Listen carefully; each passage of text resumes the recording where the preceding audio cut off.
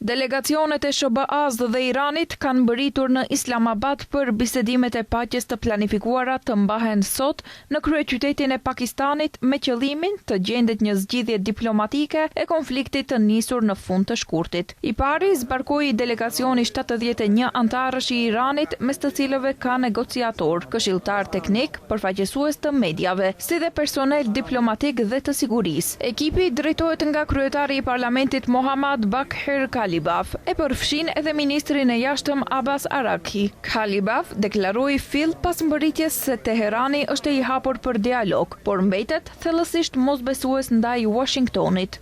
Qëllimet tona janë të mira, por besim nuk kemi. Përvoja e deritanishme në negociatat me amerikanët na tregon se ato gjithmonë kanë përfunduar me dështime dhe premtime të pambajtura, shprehet kryetari i parlamentit iranian. Mëtej, në kryeqytetin pakistanes arriti delegacioni SBA-s i drejtuar nga zëvendës presidenti J.D. Vance, i cili më herët që shprehur për gazetarët se i pret me padurim negociatat, por paralajmëroi se nëse Irani do të përpiqet të luajë me ne, SBA nuk do të qëndroj duar kryq. Deklaratat e tij u paraprin nga presioni i shtuari Donald Trump përpara uljes së palëve në tryezën e negociatave. Presidenti amerikan deklaroi se ngushtica strategjike e Hormuzit do të rihapet shumë shpejt, me ose pa bashkëpunimin e Iranit. Bisedimet e sotme në Pakistan pritet të jenë vendimtare për uljen e tensioneve dhe forcimin e një armëpushimi të brisht në rajon.